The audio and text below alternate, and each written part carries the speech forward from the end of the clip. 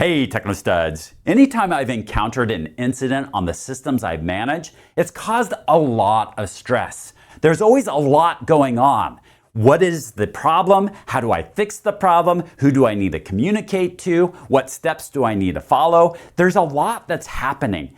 And one of the things that I can do to reduce the amount of stress, I probably can't get rid of it altogether, but one of the things I can reduce the amount of stress in these situations and make sure that I can efficiently tackle this is prior preparation. Preparation is a huge part of success when it comes to incident response.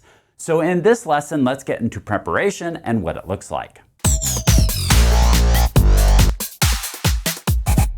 Doing things ahead of time, preparing things ahead of time can really set us up for success through this whole process. The first thing that we're going to want to do is prepare by figuring out what is an incident. We're going to want to define what an incident is.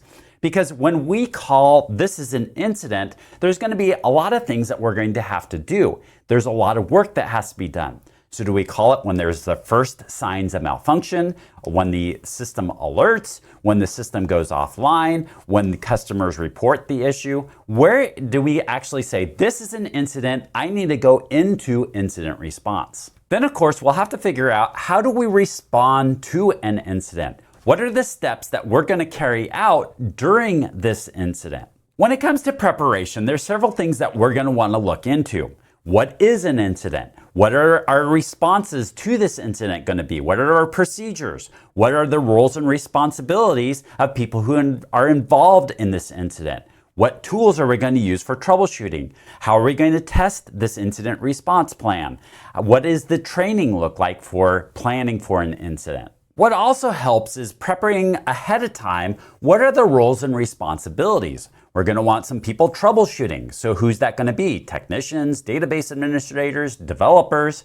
We're also probably going to want to involve customer support, those who are reaching out to our customers or our users. We're going to probably want some sort of incident response manager, somebody who's orchestrating everything, making sure that communication is happening, that people are in the right spots, doing the right things.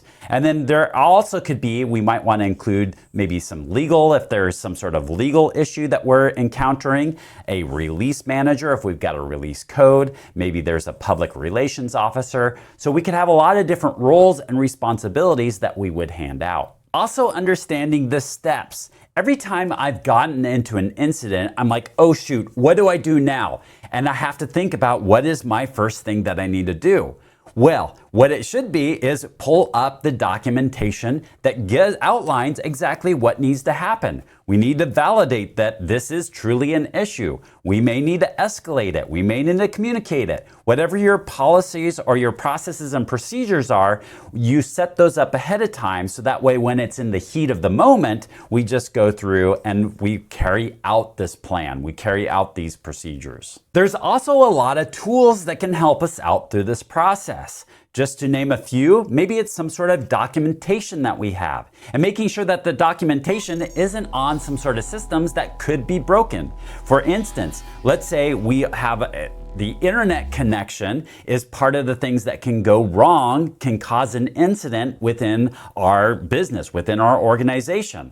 And then are we accessing documentation on the cloud? How are we going to access that documentation? We also got to think about the software that we would use for doing troubleshooting or the software we'd use to manage these incidents. Do we have access to that software? Is the software in the right place? And similar for hardware and services. Not only are we going to come up with our procedures and what is our step-by-step process, but there could be flaws in this process. And so what we'll want to do is test this out. Is our procedures and our processes, do they function well? And can we follow those functions? Which goes hand in hand with training. Once we've established a great procedure and a process, do people know how to flow through this process? Well, one way we discover how we can flow through this process is through training and making sure that people are trained and tested according to what our processes are. A lot of our preparation comes in the form of a plan. That is, we have an incident response plan where we outline everything that we just talked about. There are also other preparations. We can prepare for a disaster recovery plan or a DRP.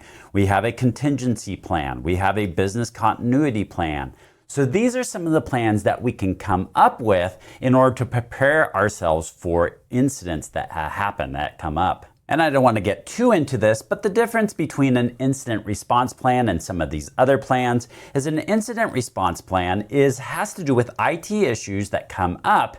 And then if it's extreme enough that maybe we have to then move into a disaster recovery plan, doing recovery. That's where we're doing full system restores, or we're having to go into backup and do a full restore of backups.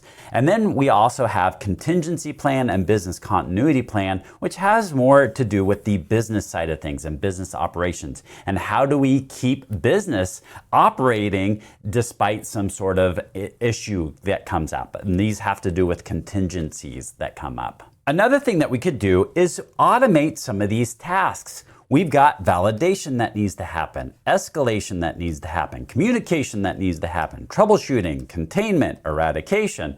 And perhaps some of these steps we can identify that these steps could be automated somehow, that we could escalate and do this through some sort of automation. So there are components within what we do that could be automated. Now, there is software that can help us automate some of these tasks. Not only automate these tasks, but also set things up so we can really establish a great flow with all of this and be able to communicate well, troubleshoot well, be able to go through the flow of incident response. And we call it a SOAR. SOAR stands for Security, Orchestration, Automation, and Response. And we can implement this software to help us go through this flow much quicker, much faster, and get over these incidents much easier.